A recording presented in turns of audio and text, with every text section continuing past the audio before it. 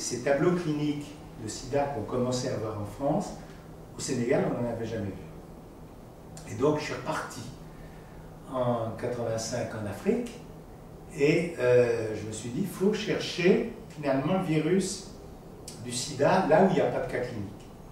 On avait des cohortes de prostituées qu'on suivait pour d'autres maladies sexuellement transmissibles, et on va, avec leur consentement, les prélever, et on va regarder si ces prostituées ont des anticorps contre le virus du sida, alors qu'il n'y a pas de cas clinique.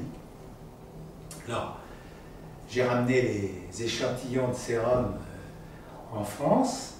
On s'est aperçu à Limoges et puis à Tours, où il y avait Francis Barin qui avait travaillé avec moi pendant 1 an et demi au Sénégal, qui entre-temps avait été travaillé aussi aux États-Unis. On a regardé dans le sérum de ces prostituées s'il y avait des anticorps. Et on a trouvé qu'un pourcentage non négligeable des prostituées avaient des anticorps. Et en test de dépistage et en test de confirmation, on a trouvé que les sérums de ces prostituées sénégalaises qui n'avaient pas de tableau clinique de sida avaient des profils tout à fait atypiques. Ils reconnaissaient le cœur du virus du sida, mais pas l'enveloppe du virus du sida. Seul connu à l'époque avait été découvert. A priori, ces sérums étaient positifs, les prostituées étaient positives, mais n'avaient pas de tableau clinique. À ce moment-là, Francis Barin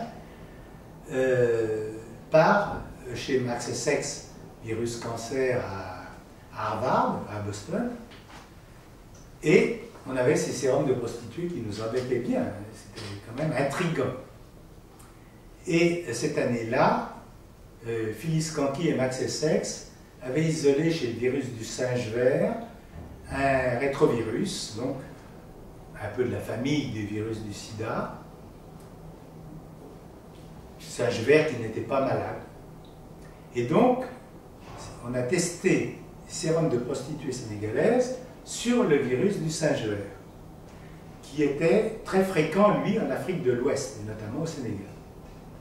Et aux surprises, les sérums de nos prostituées sénégalaises reconnaissaient le virus du singe vert, non seulement le cœur du virus, mais aussi l'enveloppe du virus du singe vert, et beaucoup mieux même que les singes verts eux-mêmes infectés. Donc à partir de là, on a émis l'hypothèse de la circulation dans la population en Afrique de l'Ouest, notamment chez les prostituées, d'un autre virus du sida, d'un autre rétrovirus, qui était très proche du virus du sida connu, très proche pour le cœur du virus et très différent pour l'enveloppe. Et donc, on a publié en décembre 1985 l'existence, la circulation d'un autre virus du sida en Afrique de l'Ouest.